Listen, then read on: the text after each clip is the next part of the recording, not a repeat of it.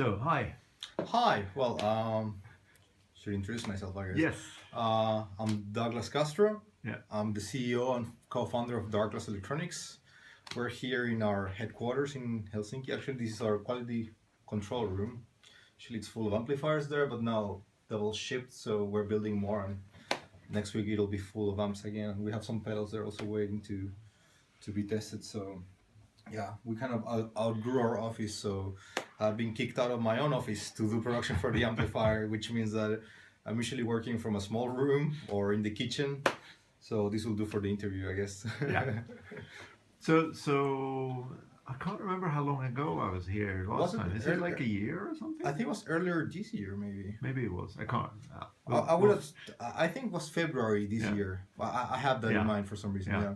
And we looked at the prototype of the amp, then, the now Darkglass Microtubes 900. Well, I thought it looked pretty awesome then. So it's changed a little bit since then. Could you take us through a little bit of what's happened with it? Yes, absolutely. Well, main thing was to make it a bit smaller. For that, we had to move some things around from the front panel to the back, which also allowed us to make it a bit lighter. And also make the chassis more feasible in terms of cost. So every gram of aluminum you have, it means that the supplier needs to get bigger parts. And if it's all machined out of one piece, which that part was, making it smaller actually had a big impact on the production costs. But yeah, we ended up going with a bit different chassis technique. Now it's folded aluminum, which is a bit more nimble in the sense that you can fold things differently and change the size if you want. If you want to do a different design, is just, or like if you want to make a bigger or smaller amplifier, you can just fold it in a different place and that's it. So yeah, we were able to add a couple hundred watts of extra power, basically by adding an additional heatsink that is physically connected to the chassis, and also adding a fan. The key especially with Class D power modules, is that what limits the amount of power output, it's always current, but it's current per se is the thermal effect of that current on the transistors that are switching the voltage back and forth. So if you're actually able to make the whole thing run cooler, meaning that you're dissipating more heat, you can actually get a little bit more current output and therefore more power with the same component. So that's why we added a fan in the back that's cooling the heatsink and also cooling the whole chassis. So we were trying my amp here a little bit earlier, and I couldn't say that the amp was particularly disturbing in any way. I mean, it runs really quite low. The fan, you mean? Yeah. Sorry, saying amp, I mean fan. Yeah. Sorry. No worries. Yeah, it's pretty quiet. We went with the Sunon fan. It works with magnetic levitation, which sounds cool. And yeah, we had some tricks to make it a lot quieter than the stock version is. So yeah, we tried a few things, and now we were able to get it actually pretty silent, which is really good. I think I've had some amps where the fan was like louder than practice volumes or just as loud, which is very annoying. So we were very cognizant and careful with that. If we're gonna use a fan, we wanted to make it to be able to run it as quietly as possible. Yeah. So what's been are there any other changes that have been since NAMM that when you showed the prototype? Yeah, actually the foot switch now, it's a digital foot switch. The signal is still 100% analog, but having a digital, actually it's there. Which one? Yeah, this one here. So the cool thing about making it digital is that this foot switch is talking to the amplifier. There's a microcontroller here, one in the amplifier. This tells the amplifier what to do. You can switch the microtubes engine on and off. If you hold it, it'll also mute. So one tap, microtubes on, off, mute, holding 3 seconds. The cool thing about it is that it works with a mono cable. So if the cable breaks mid-gig, you can just get your spare instrument cable, put it there, and you're good to go. The cool thing about it is that we can also add different functionality later on to bigger foot switches, and it all runs on the same firmware and also using a mono cable. So yeah, it it has a lot of versatility on the foot switch while keeping it very simple and clean. And if someone wants something a bit more control over the amp, like switching from B through K to vintage mode, for example, we will be able to do that in a different separate foot switch that will be bigger. So yeah, that's something that we're also working on. Yeah, I like that. So I mean, it's been a challenge to make an amp, right? Oh yes, it's been extremely challenging. What are the kind of things that you've learned along the way? Because we talked a little bit about this earlier, but I think learning is one of the key things during the process, right? When you start with doing something like new, like an amp. Learning is for me like growth is the name of the game, and that doesn't just mean business growth in the sense of like increasing revenue or distribution or market share, but also growing as a human being. And I think I like entrepreneurship and electronics because they're very difficult by nature. Every time you do something new, it's extremely challenging, and business and engineering are extremely difficult in the sense that it takes a really long time to get really proficient and good at them. And even when you're excellent, there are still challenges every day. And I think that difficulty and those challenges, that resistance forces you to grow. It forces one to actually make mistakes, see what went wrong, fix them, and keep going. Which is why I think I'm so hooked on this. It's not just about having a successful business, which it's great, but it's also the person that you have to become to be able to handle that and to manage that and to get your company to that level. So this amplifier was a great example of that because we were doing really well with pedals. We knew how to make pedals really well, very efficiently. We knew how to make really good pedals. And we wanted to really push ourselves and see whether we could do this. An amplifier is much harder to everything to develop, to build, and we wanted a challenge. I think we realized that if you wanted to go to the next level, as not just as a company but as human beings, we would have to have a big storm, like a tall mountain to climb. Yeah.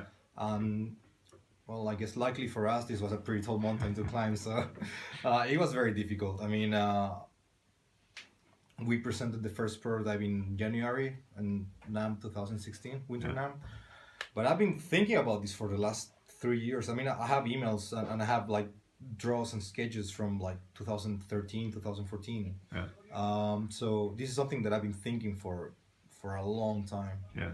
I mean, you told me about the first interview that we did in the previous place where you worked. Which we were barely making pedals, and I mean, like we didn't even have the Supersymmetry. And I mean, that was a while ago. Yeah.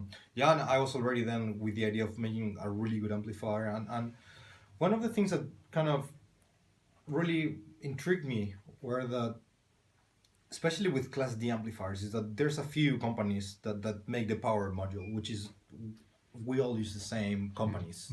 There's a couple choices here and there, but for the most part, the power amp part is taken care of, which is the hardest part to design, making sure it's safe, making sure it's powerful enough.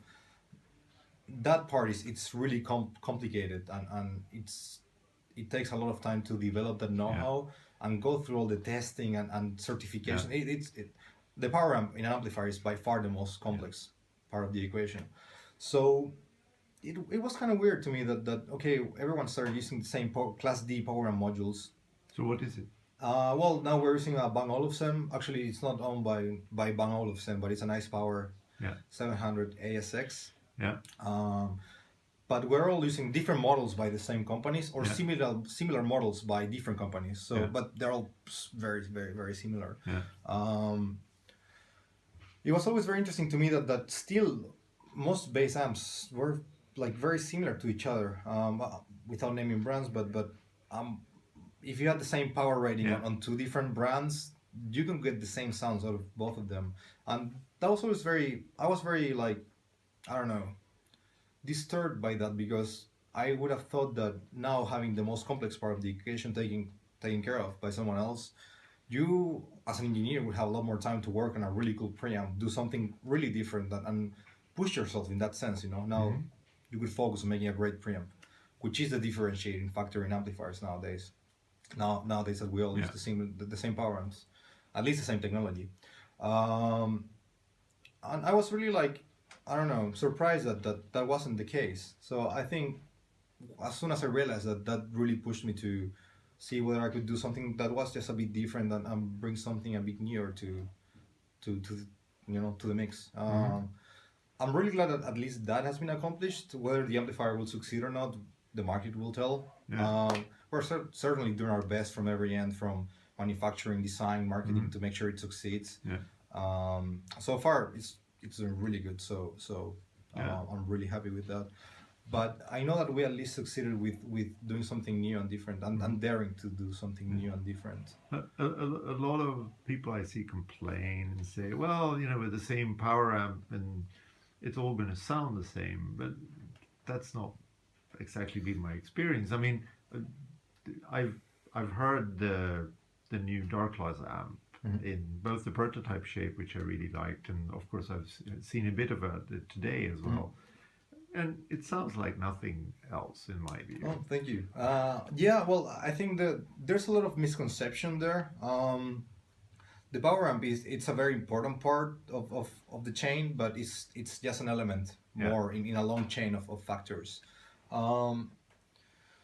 For example, we all use the same chips, the same operational amplifiers, or the same transistors, but people don't ask, oh, what chip are you using in your preamp?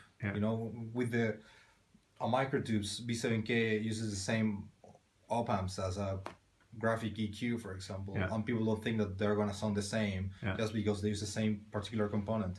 The power amp is just a block, a part of a big chain, and the other factors in the chain can make a big difference, what speakers you're using. So just because two different designs use the same power amp doesn't necessarily mean that they're going to sound the same. Now, I think that a lot of people just designing some basic EQs and slapping them in front of a Class D amp and having different brands sounding the same, I think that might have caused some of that confusion. If all Class D amps sound the same, people will say, oh, what's the common factor? It's the Class D amp. But I think for the most part, it's just people were using the same boring EQs. There's nothing wrong with that, but I think why not try and do something new? I mean, if you have a lot more time to design something different, why not try? And I think we're really going to try to do even crazier stuff now. But yeah, it's very interesting. And that's going to hurt my wallet, I'm sorry about that. Sorry, not sorry. I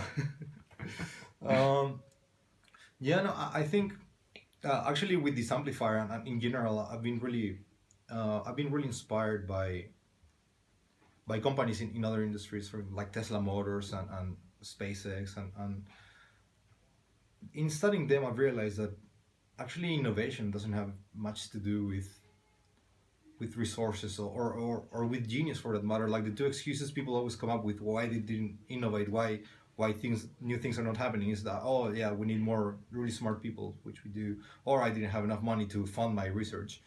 But when you look at it, for the most part, I think the differentiating factor in innovating or not is lack of courage and drive. I think innovating is a lot more about being brave, courageous, and put yourself in difficult situations, try, attempt, and commit to solving really difficult problems, which I'm not saying it is what we do. I mean, there are people solving like much more difficult problems in the world that are innovating, where money or lack thereof hasn't been a deciding factor. It's the mindset you have.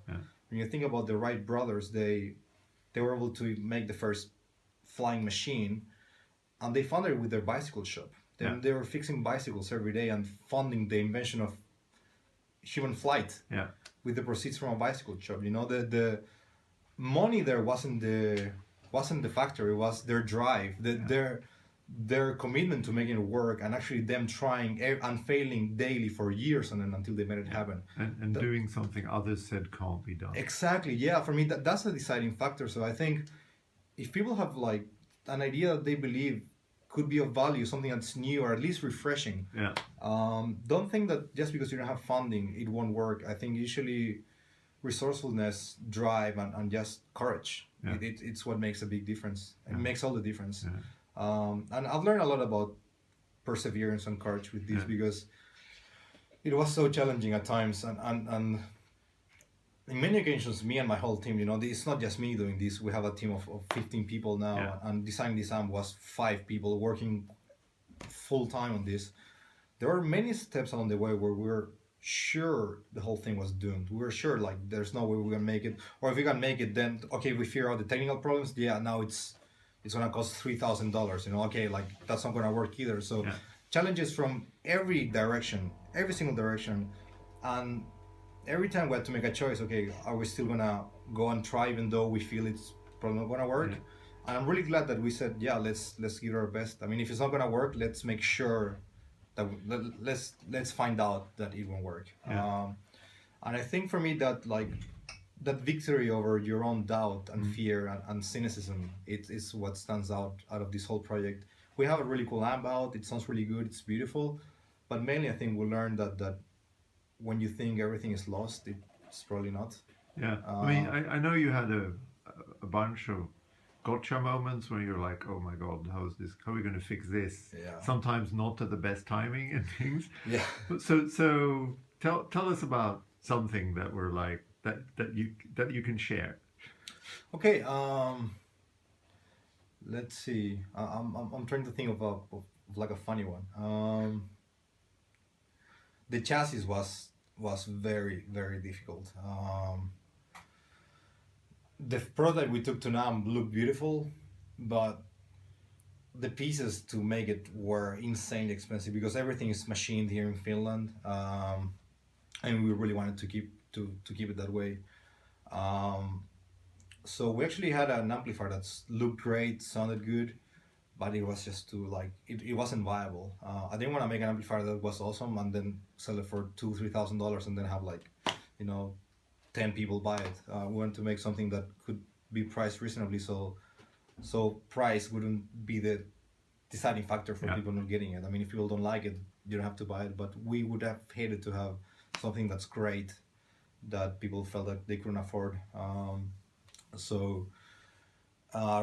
We actually, after we went to NAMM, we had to redesign the whole chassis, and now it's completely different. And when we're redesigning it, it took forever to get a new design that looked great. But then actually, we didn't know if our suppliers could make it, and they didn't know. So we actually had to meet with them a lot and really go through our budget caps for the final cost, and that was very, very, very intense. It was so intense that at some point everything was working, everything was ready, except that the price was too high, like the manufacturing costs were too high, and I think most of the times that we thought it wasn't going to work out was because we looked at the spreadsheet with all the costs and we're like, man, this is going to be impossible. So actually finding new techniques to design something that's well made, that looks elegant, that's really reliable and sturdy, and make it at a reasonable price was very, very educational, but it was very painful also, because I mean, it's really frustrating when you've worked on something for a year. Then it was around a year that we've been working on this head on, and it was basically ready, but it wasn't viable. Like that would have been extremely painful. But yeah, we learned a lot, and actually, it's like the Thomas Edison quote: "When you think you've exhausted every option, you probably haven't." And I think that was that was a very good example. We certainly learned. I think I've learned the most this past year and a half doing this thing than I've learned in the past decade.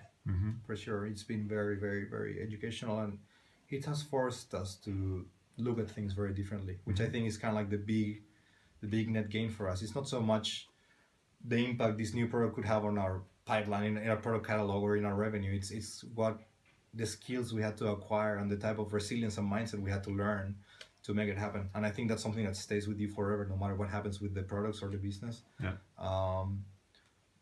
Big challenges like these that take a few years to tackle and overcome, they usually change you, and usually for the better. I think like if you can make it so, they'll usually change you for the better. You'll become at least more experienced, but also more resourceful and stronger, and just an all-around better version of yourself. I hope that's the case, at least, because the amount of pain and suffering that it took to make this happen was really big. So at least you get well, we were talking earlier that once all the frustration and pain dissipates with time, all you have left is experience and wisdom and know-how. So also fun memories. I mean, it's, as much as I'd like to remark on how difficult it is and how painful it is sometimes, it's also incredibly fun. And I think that's also one of the reasons why we do it, is that yeah, we stress a lot and we don't sleep that much sometimes, but we also have a lot of fun doing it. And the team I had to put together to make this happen is really cool. So I feel certainly really lucky and fortunate to have the chance to work with such talented and great people.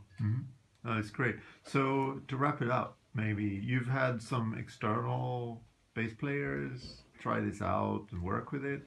Yes, actually, we had a few of our bigger artists because we felt that we knew it worked great, like at office or like factory volume levels, but we wanted people to really take it on the road and crank it up and push it really hard. And we pushed it a lot in testing, but laboratory testing is not the same as having a roadie loaded up and down every day. And so Billy Wood from Faith No More has been using it. B from Devin Townsend project, Devin Townsend space player has been using it, and also Clay Glover from Polyphia, which is also a really up and coming, great, amazing band. They've all been using it on the road, and so far they've had really good results with it. So I'm very happy with that. Yeah, before we released it, we sent a very few, like 3 or 4 to people that we knew would really push it hard and punish it really hard on the road. So that's been very, very, very a key thing for us. So so far it's been on tour for a few months now with some people, and hopefully now that it's out, more people can take it on the road and give us feedback, tell us what you think I'm really looking forward to it. I'm going to practice with it tomorrow myself. Oh, great. So you can send me an email later telling me what you think. Absolutely. So thanks for your time. Oh, thank you for and I'll just do a close-up of the beauty that is absolutely the thing. Yeah, please. Yeah, that sticker means that it's been it's ready for testing. So yeah, that's only this. Cool.